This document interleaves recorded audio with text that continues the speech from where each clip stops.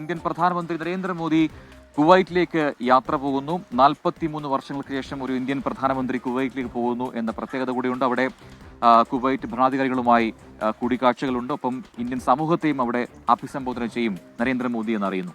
ബൽറാമിനോട് കൂടുതൽ വിവരങ്ങൾ ചോദിച്ചറിയാം. Balram, very good morning again. Indian പ്രധാനമന്ത്രി ഒരു 4 ദശകത്തിന് ശേഷം 4 പതിറ്റാണ്ടിന് ശേഷം ആദ്യമായാണ് കുവൈറ്റ് സന്ദർശിക്കുന്നത്. ഇന്ത്യൻ സമൂഹത്തിനെ സന്ദർശിക്കും. ഭരണാധികാരികളുമായുള്ള കൂടിക്കാഴ്ച. എന്തൊക്കെയാണ് അജണ്ട?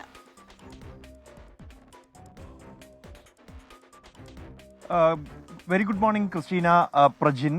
പ്രധാനമന്ത്രി നരേന്ദ്രമോദി ഇന്ന് 2 ദിവസത്തെ സന്ദർശനത്തിനായി കുവൈറ്റിലേക്ക് യാത്ര തിരിക്കുകയാണ്. ഇന്ന് രാവിലെ അദ്ദേഹം കുവൈറ്റിലേക്ക് പുറപ്പെടും. ഇന്ന് ഉച്ചയ്ക്ക് ശേഷമായിരിക്കും കുവൈറ്റിലെ അമീരി ടെർമിനൽ അദ്ദേഹം വിമാനം ഇറങ്ങുക. തുടർന്നാണ് അദ്ദേഹത്തിന്റെ കുവൈറ്റിലെ പരിപാടികൾ ആരംഭിക്കുക. ക്രിസ്റ്റീനയും പ്രജിനും സൂചിപ്പിച്ച പോലെ തന്നെ 4 പതിറ്റാണ്ടുകൾക്ക് ശേഷമാണ് ഒരു ഇന്ത്യൻ പ്രധാനമന്ത്രി കുവൈറ്റ് സന്ദർശിക്കുന്നത്. 1981-ൽ ഇന്ദിരാഗാന്ധി സന്ദർശിച്ച ശേഷം 43 വർഷങ്ങൾക്ക് ശേഷമാണ് പ്രധാനമന്ത്രി നരേന്ദ്രമോദി ഒരു ഔദ്യോഗിക സന്ദർശനത്തിനായി കുവൈറ്റിൽ എത്തുന്നത്. അദ്ദേഹത്തിന്റെ ഈ സന്ദർശനത്തിന്റെ പ്രത്യേകത എന്നുള്ളത് ഇന്ത്യൻ സമൂഹവുമായി നേരിട്ട് ഇടപെടാനുള്ള അവസരങ്ങൾ എല്ലാം തന്നെ അദ്ദേഹം പ്രയോജനപ്പെടുത്തുന്നുണ്ട് എന്നുള്ളതാണ്.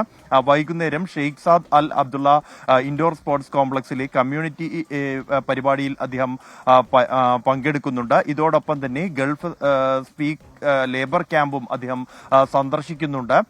ഗൾഫ് കപ്പിന്റെ ഉദ്ഘാടന മത്സരത്തിൽ അദ്ദേഹം പങ്കെടുക്കുന്നുണ്ട് എന്നുള്ളതും ഈ സന്ദർശനത്തിന്റെ പ്രത്യേകതയാണ്. നാളെയാണ് അദ്ദേഹത്തിന്റെ ഔപചാരികമായ മറ്റ് കൂടിക്കാഴ്ചകൾ മറ്റും നടക്കുക.